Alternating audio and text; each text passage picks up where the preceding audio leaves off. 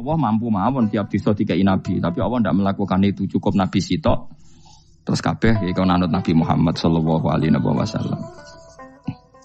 Mulane ana guyonan wong Arab wong Jawa apik endi? Apik wong Jawa aja. Ke wong Arab iku cara obat iku dosis tinggi, mulane dikirimi nabi. Wong Jawa cukup mudin, cukup kiai wis Islam. Dadi rapati salah lah. Penyakitnya ringan jadi diobati kiai iku wis dadi iman. Nah wong Arab kudu napa? Nabi. Berarti penyakit berat mbek ringan apik endi? Apik ringan, mulane jare kiai Jawa kita apik wong Jawa Gus mbek wong Arab. Mergo ora butuh napa? Nabi. Berarti dosisnya kan kecil ya, rendah. Sauni-unimu. Wong bingung, ngono kok omongane wong napa? Bingung. Lha opo nganalisis ngono barang. Ya wong nganggur iku repot terus.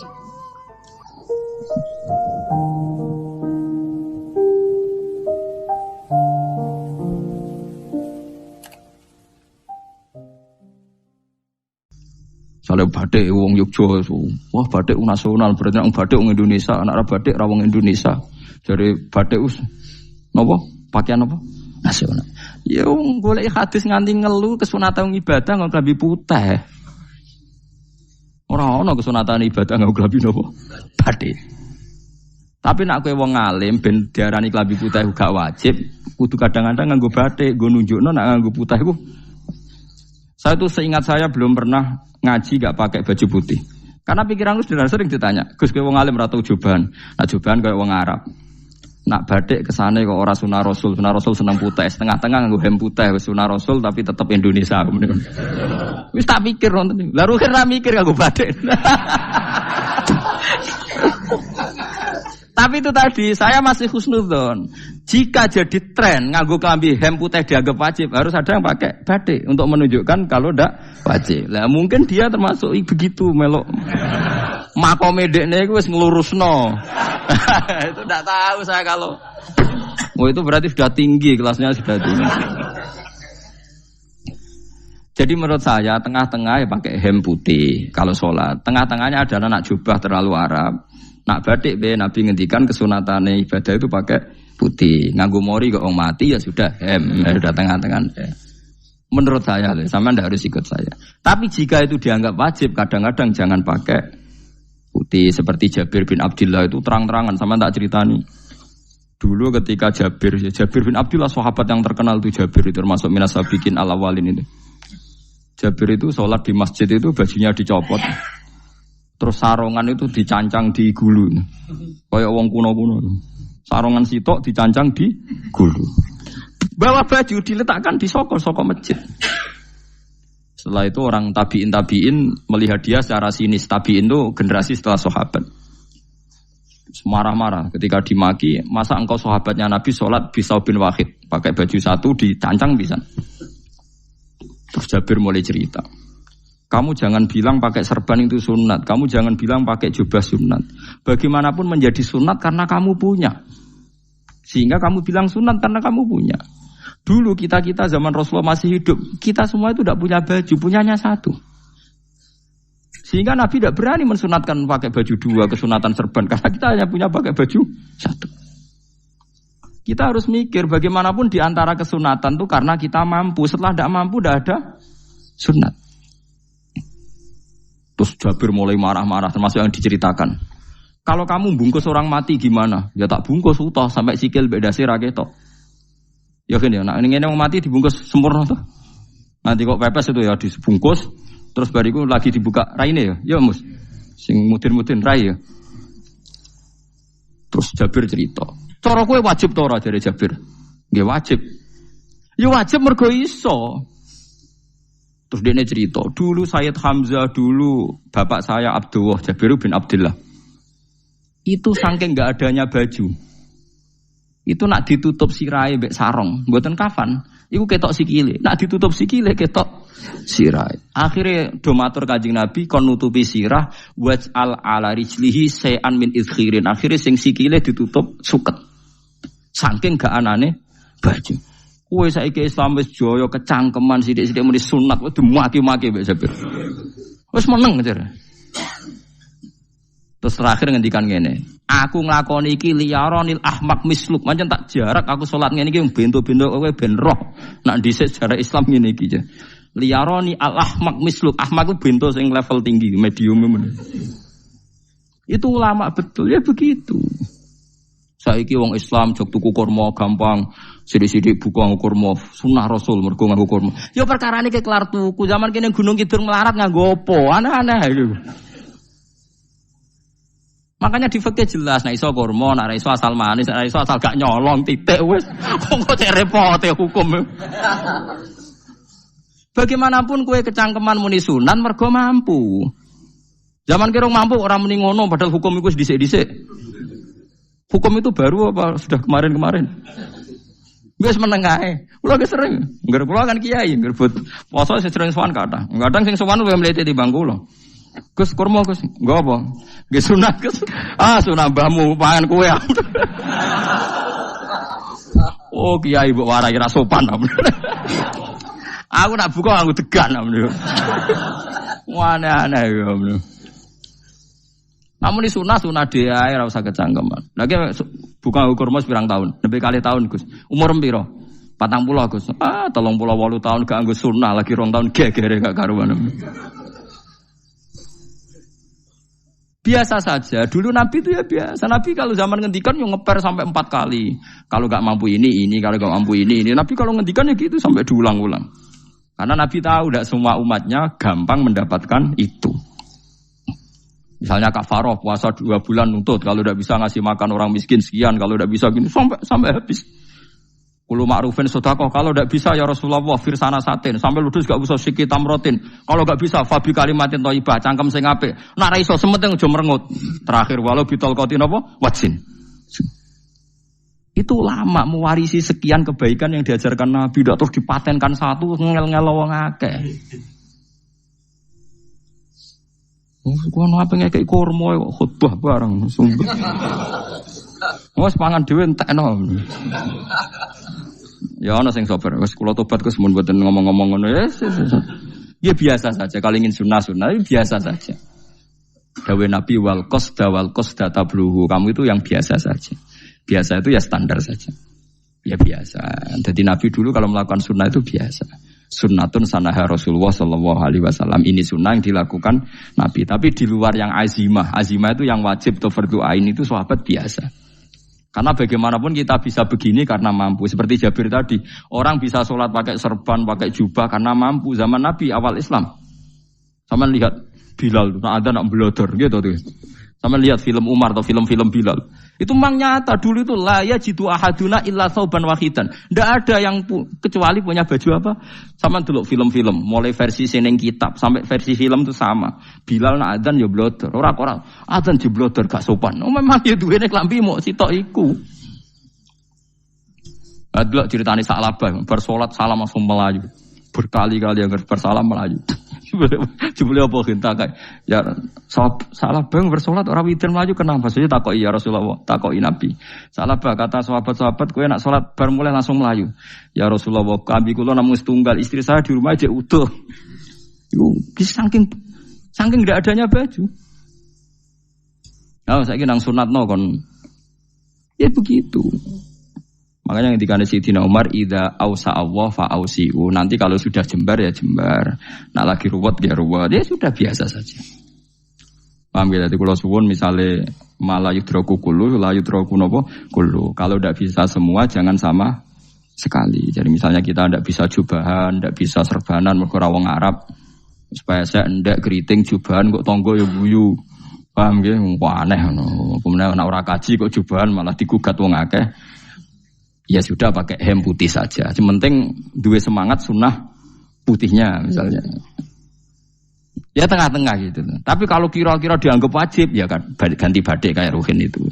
Itu makomnya sudah itu tadi. Sudah tinggi sekali. Ya Nabi itu misalnya Nabi nyifati rambut yang baik itu yang lurus ngombak gitu. Sifatnya Dajjal itu keriting. Tapi yang keriting ya enggak apa-apa. Bukan berarti wah keriting mirip Dajjal janda gitu.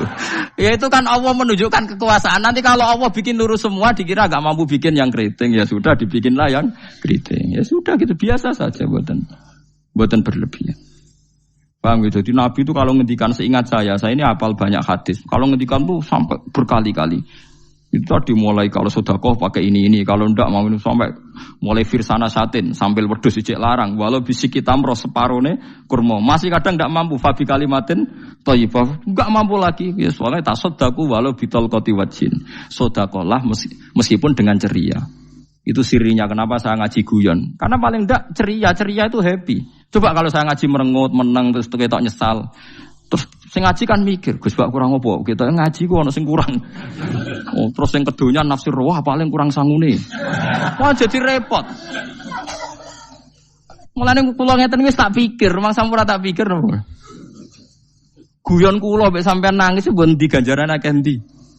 Mergo guyon kula bi ilmen nangis sampean mikir utang. Jadi terakhir sedekah talqati wajhin, wajah yang ceria, yang happy. Kowe iki happy kan yo seneng, paling gak mikir nasibe kan. Kiai ku happy benes. Jajal misalnya kiai kok rogen sumpeng. Maca kukar-kukur, bariku angop. Bariku kukur-kukur meneh. Kan wong mikir.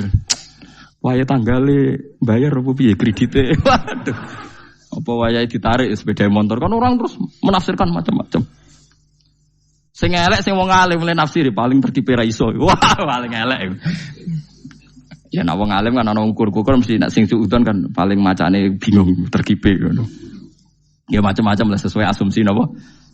Jadi kula suwun sama nek dadi kiai nek ra iso sedekah macamnya terakhir ceria. Mergo Nabi ngendikane terakhir tasaddaku walau bitol qati wajhin. Bersedekahlah meskipun dengan keceriaan napa muka atau wajah. Namun kalau itu Nabi diulang-ulang. Jadi kalau ngendikan tuh diulang-ulang. Sekarang tuh orang mau mendorong sunnah Rasul itu satu. Ya berat bagi yang nggak bisa melakukan itu apa? Yang nggak bisa melakukan itu apa? Berat. Jadi dibacalah hadis itu dibaca utuh. Ya bukan kita apa ya mau sekolah kepingine kabeh umat Nabi itu happy. Mergo selama itu tidak maksiat berarti anut ajaran Kanjeng Nabi Muhammad sallallahu alaihi wasallam. Ma khuyira Rasulullah baina amrayni ilakhtara aisarohuma malam yakun isman. Rasulullah itu tidak pernah disuruh milih dua hal yang berbeda kecuali milih yang paling gampang. Asal itu tidak barang dosa. Itu hadis muttafaq alaih. Ma khuyira Rasulullah baina amrayni ilakhtara napa aisarohuma malam yakun napa isman. Jadi Nabi itu tidak disuruh milih dua hal, mesti milih yang paling gampang asal tidak nopo dosa. Makanya Nabi kalau ditanya, ya Rasulullah sampean nanti tawaf pakai unta apa enggak? Kesel ndi? Enggak kesel melaku, ya naik unta saja. Makanya Nabi kalau tawaf dulu pakai apa? Unta. Saya ingin mulai Arab Saudi PG MRT berkoordinasi Nabi unta atau saya ingin nganggo nopo? Kereta lingkar. Sekarang baru diperdebatkan. Cek kurang ajar itu sebenarnya no tamu spesial, misalnya pejabat negara sebenarnya atau tawaf numpak kereta muter. Diarani rasah dhisik Nabi numpak unta, diarani sah cek kurang ajar ning dhuwur. Terus sampai angop-angop terus tawaf. Sampeyan muni sah ta ora ya, jujur. Muni rasah Nabi dhisik tawaf. Ngagem unta muni sah kok kurang ajar. Wah, misalnya numpak kereta asenan anggap sithik-sithik sebeng 7. Kurang ajar juga. Saat ini lebih diperdebatkan, tapi ya mbak, sing bakas ngono ben ngerti hukum sampean, ben ora anak kiai iku bingung, ulama yo mikir hukum. Iku ketok ceria kula, sampean ora bingung ora ceria. Fa aba mongko mo sapa aksarun nasi sapa akeh manusa mo ila kufuron kecuali ngafirin nikmate Allah juhudan tegese engkar li nikmati maring nikmat haitsu qalu sekirane ngucap sapa kufar mutir nabi nawi kada mutir nadien kaeringi udan kita binawi kada sebab posisi bintang sing ngene iki walau syi'na la ba'atna fi kulli qaryatin nadhira walau syi'na umpama ngersakno ingsun Allah la ba'atna iktine nugasno ingsun utawa ngutus ingsun fi kulli qaryatin ing dalam saben-saben daerah desa nadhiron ing wong sing ngelingno. Umpama wong ngersakno kabeh desa ya nabi, tapi kok kakek nabi malah repot kan. Yukhawifu kang ngekeki peringatan sapa nabi ahlaha ing penduduk Korea. Walakin ba'asnaka tetapi ning ngutus ingsun ka ing sira Muhammad ila ahli qura maring kabeh penduduk kuliah sekabehane ahli qura nadhiran khalidati nadhir khalidati nabi liya'zuma supaya gedhe apa ajruka ganjaran sira. Tapi kabeh nabi niku nggih Allah mampu mawon tiap desa dikai nabi, tapi Allah ndak melakukan itu, cukup nabi sitok. Terus kabeh iku anut Nabi Muhammad sallallahu alaihi wasallam. Mulane ana guyonan wong Arab wong Jawa apik endi? Apik wong Jawa aja. Ke wong Arab iku cara obat iku dosis tinggi, mulane dikirimi Nabi. Wong Jawa cukup mudin, cukup kiai wis Islam. Dadi rapati salah lah. Penyakitnya ringan, jadi diobati kiai iku wis dadi iman. Nah wong Arab kudu napa? Nabi. Berarti penyakit berat ringan apik endi? Apik ringan, mulane jare kiai Jawa, kita apik wong Jawa Gus wong Arab. Mergo ora butuh napa? Nabi. Berarti dosisnya kan kecil ya, rendah. Sauni-uni mus. Wong bingung, ngono kok omongane wong napa? Bingung. Lha opo nganalisis ngono barang. Ya wong nganggur iku repot terus. Fala tuti mongko aja nurut sira al kafirina ing pira-pira wong kafir fi hawahum ing dalam hawa nafsune kafirin. Dadi aja anut wong kafir ning menyangkut hawa nafsu. Tapi nek menyangkut kebaikan wong kafir sing kita kadang kalah baik dalam hal sosial ya malah Allah kadang melehno kita mergo kok kalah mbek wong kafir. Iki misale ngeten gini, makanya Imam Suyuti nafsiri fala tutil kafirin ai fi hawahum dalam hal yang bersifat hawa napa nafsu. Misalnya begini, saya contohkan, Allah melehno wong mukmin. Ada sahabat ketika perang itu tangannya terputus, kakinya juga terputus. Terus matur Rasulullah, ya Rasulullah gara-gara perang derekno engkau saya tangannya putus, kaki saya putus. Ternyata tidak diapresiasi sama Allah, malah disalahkan. Gini kok Allah terus nurono ayat iyam saskum korhun faqad masal qoma korhum mislu. Jika Anda luka karena perang, orang kafir pun luka. Wong kafir, wong gento wae wani luka demi kekafiran, kok kue wong Islam jare demi Allah ora wani luka. Jika masyhur di kalangan para ulama, nanti setiap kebaikan itu dibandingkan kezaliman. Ya saya ulang lagi, nanti setiap kebaikan itu dibandingkan kezaliman. Misalnya kita jadi kiai ora enak, ora gaji tetap, setepak-tepaan, kadang untuk duit, kadang ora. Enak jadi PNS, gajinya tetap. Ya. Nanti kita disalahkan Tuhan. Pedagang narkoba itu gajinya juga enggak tetap. Risikonya tinggi, ditangkap polisi, hukumannya mati, itu saja berani. Kowe nyai trimo ngono ra wani. Kowe tahajud kanyeben, bengi-bengi tangi tahajud kanyeben. Tukang maling ayam bengi-bengi tangi nyolong. Risikonya tinggi ya anyep wani. Jadi nanti kowe di depan Tuhan dimaki-maki, kesalahan kita akan dibandingkan kezaliman. Lah nek wong saleh diutangi dhuwit ora oleh medhit, sebenarnya dibandingno. Maling mbek maling utang-utangan, wong saleh ora utang-utangan. Ya memang begitu. Nah itu yang dimaksud ayat intakunu ta'lamuna fa innahum ya'lamuna kama ta'lamun wa tarjuna minallah ma la yarjun. Jika kamu merasa sakit karena berjuang demi agama, orang-orang zalim juga sakit karena kezalimannya. Toh mereka berani. Coba jadi kiai bandar narkoba resikonya tinggi mana coba? Resiko jadi bandar narkoba. Antar geng narkoba juga musuhan, takut ditangkap polisi. Jadi kiai paling ono hasud sithik-sithik. Paling wong ngrasani. Kiai iso ngene omong tok, ora iso nglakoni, paling gitu. Padha kiai ini paling hasud. Ya sithik-sithik lah, paling serek. Kalau bandar narkoba gak cocok, nembak. Karena rivalitas mereka ekstrim. Sehingga kalau sampean cemen jadi kiai nanti ya diingatkan Allah dibandingkan orang apa? Zalim. Jadi eling-eling ya. Terus semua kesalahan kita, loyalitas kita pada agama nanti dibandingkan orang zalim karena mereka loyal sama pekerjaannya, sama kezalimannya. Enggak terus preman-preman nak belani konco wani mati. Kadang kiai santri belani kiai ini rapati wani mati. Repot preman-preman nak tobat repot. Kulo nu rada nyesal mek tobaté preman. Nah ana preman teng perapatan tobat. Niku terus ning masjid, men itikaf terus mbek wong sopan. Niku ora pas sajane. Nah tobat itu tetep ning perapatan. Sing dhisik gagu wong disingkirno. Jadi ku tobat tenan sehingga dhisik perapatan sing gawat dadi gak gawat. Mergo sing preman gawat diganti preman sing lunak. Ora terus ning masjid ya sing iki tetep diganti generasine ngono. Mestine maksudnya mesti ora kok terus elek mboten mestine tobaté ngoten niku. Sayyidina Umar itu dulu itu menakut-nakuti orang Islam. Angger ana ndekne wong Islam wedi kabeh. Terus Abu Bakar ya wedi kabeh wedi. Suatu saat Rasulullah mlaku-mlaku ngerti Umar gulut ning ukat, menangan. Kata Rasulullah andikan yang Islam itu hebat Islam. Hanya Rasulullah berdoa wa ma'izal Islam fi Umar. Akhirnya Umar masuk Islam. Hari Kamis masuk Islamnya. Ya sekira tau mikir to sadinane kula roh sadinane dongane Kamis masuk Islam Jumat. Ning omahe adike ning gone IP-ne. Kok diwacana Quran surat Toha. Bareng Islam metuki Nabi, walhasil bareng Islam teng Zaid bin Arqam ning mbene Nabi terus langsung marani Umayyah Abu Jahal ora terus ning masjid menenge mboten langsung marani Abu Jahal. Angger ki ganggu Nabi tak pateni. Bariku marani Abu Jahal. Aku saiki wis Islam iki ganggu Nabi tak pateni. Gentenan wong kafir sing delik.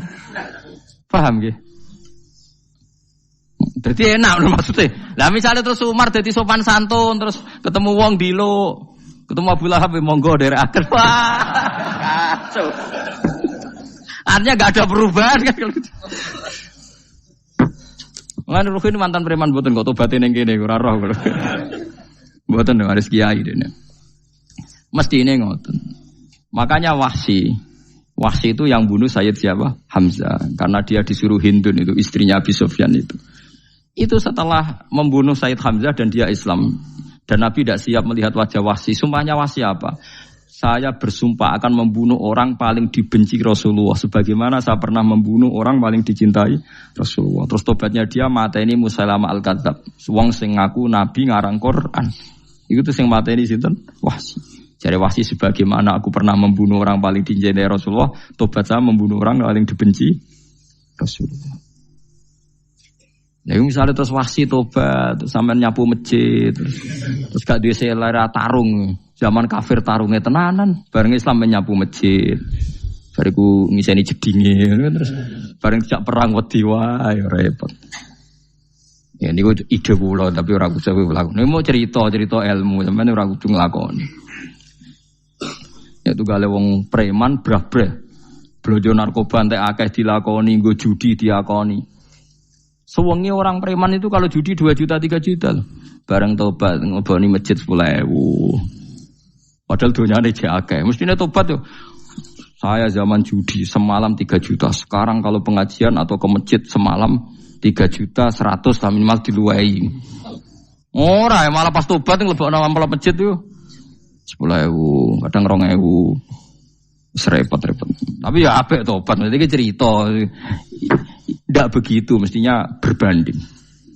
Paham nek sampean takok tobat itu cara ulama nggih ngoten niku berbanding. Mulane riyen Khalid bin Walid itu jadi panglima perang Islam itu. Saya masih ingat makalahnya Khalid bin Walid, fakama anni aktsartul qatla fi kufri aktsartul qatla fi Islam. Dulu ketika saya kafir adalah sangat banyak membunuh orang Islam. Perang Uhud kalah itu karena panglima orang kafir adalah Khalid. Dia cakap sekali dalam ngatur strategi perang. So Khalid itu utek elek kan. Pikirannya ala sahabat yang menuso ruhin es. Kayak wong wedok ambek apa jenenge ghanimah mesti medun. Nah sahabat ora kabeh kaya aku kan ono kaya kue barang macam-macam. Gunung Uhud itu dhuwure mok sak musolane iki jamira Gunung Uhud kaya Merapi niku mboten. Nah kalau Merapi amanah ning dhuwur tetep ra kenek, melayang to. Jadi Gunung Uhud itu dhuwure sak musolani mbok dhuwur putih. Wong kula nate mriko bolak-balik kan gak bisa nek urung tahu. Kula kaya wong India dadi melok itikaf teng Gunung lho Uhud. Mbok piye dalile mbok ya ora roh. Lah itu Khalid bin Walid pinter, dia ketika kalah itu muter ke belakang terus ghanimah itu dilepas. Ya dulu itu dalam perang dulu tuh ghanimah itu kan perempuan sama apa? Ya sama barang-barang itu.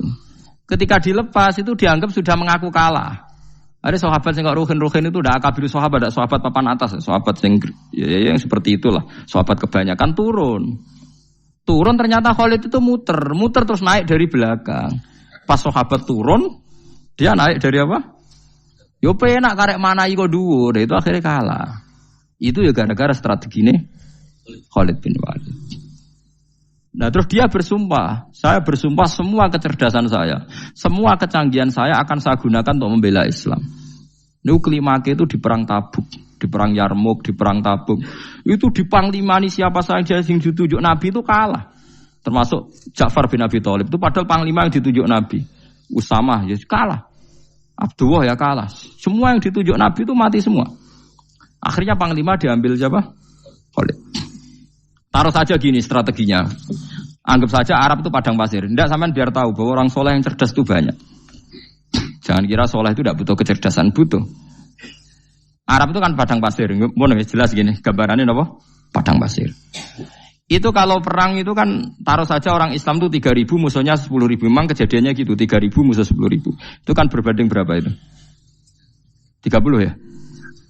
1:3 ya? Nah itu dulu, pasukan-pasukan Islam dulu itu sama-sama seperti soft sholat. Jadi memanjang. Ya akhirnya perang itu kelihatan sekali mana yang sedikit, mana yang banyak. Habis Khalid strateginya dirubah. 100 orang di depan, anggap saja gitu. Pokoknya tak kayak gambaran coro Jawa paling gampang. Lagi mau kitabnya malah bingung loh. 100 pasukan kuda yang di depan itu disuruh negarkan kuda. Disebut fal mughirati subha itu. Yang itu wal adiyati napa? Dobha fal mughirati subha itu.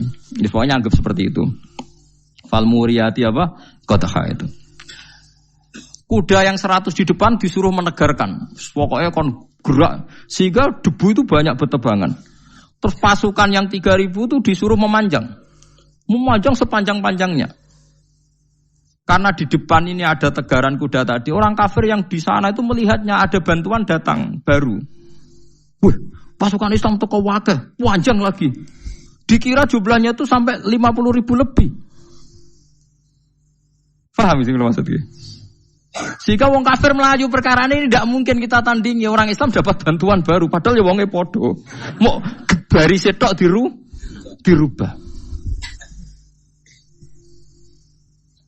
Nah misalnya sing mimpin Mustafa sembah jare mati ya syahid, mati kabeh wong Islam. Nah itu artinya dia masih ingat betul. Saya dulu pernah menggunakan kecerdasan yang sama untuk mengalahkan umat Islam. Saya bersumpah kecerdasan yang sama akan saya gunakan untuk memenangkan Islam.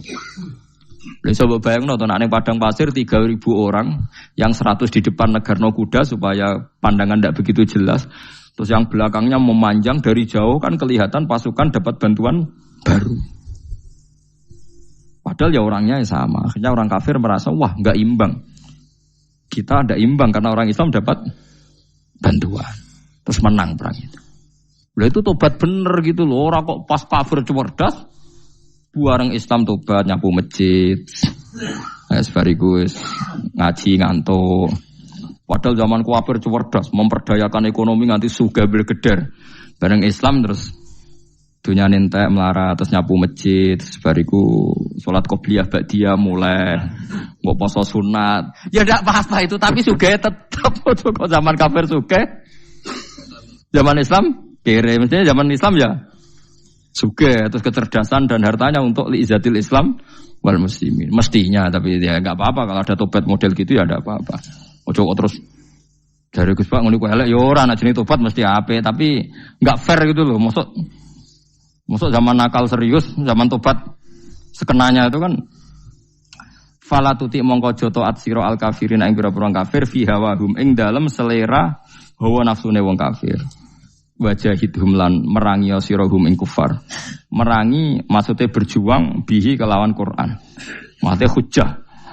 Uang iku nak merangi wong kafir nganggo Quran, ndak mesti perang iku nganggo pedang. Niki jelas kita bire ge wajah itu bihi ebil Quran. Maksudnya perang nganggo Quran itu kita melatih argumentasi atau hujah yang dengan hujah itu jelas-jelas ketok bener agama napa Islam. Wajah lan merangi sirahum ing kufar bi iklan Quran ayat Quran itu Quran jihad dan kelawan perang atau kelawan jihad kelawan berjuang kabiran kang gede. Wa ta'ala wa alladzi zat maroja ingkang lepas sapa Allah al-bahraini ing dua laut. Arsalat sing lepas sapa ta'ala huma ing al-bahraini mutajawira ini hale berdampingan. Hadza utawi iki ku asbun iku banyu sing banget segere, banget manise, banget segere. Furatun tur enak diombe, sadidul udzubati tekse banget manise. Iki kuno nak manane mudah diminum. Wa hadza utawi iki ku milkhun iku banyu asin, ujajun tur banget paite. Syadidul muluhah tegese banget paite. Tapi wasemono sungai sing gampang diminum. Misalnya sungai Komerapi sing napa gampang diminum maksudnya mboten pahit. Ketemu laut sing banget paite meskipun banget asine. Apa hakikate gawe wajah alalan gawe sapa Allah taala bainahuma antarane banyu sing napa tawar lan banyu sing asin awa gawe barzakhon ing pemisah hajizan tekse pemisah. Kita ndak tahu pemisahnya piye pokoke akeh sing cerita banyak di tengah laut tuh air napa tawar. Layak tali itu ora campur apa hadu masalah sijine banyu asin lan banyu tawar bil akhir iklan sing liya mergo wonten apa hajiz wonten apa hajiz ana pembatas. Wa hijron lan tegese pembatas mahjuron kang iso nglindungi.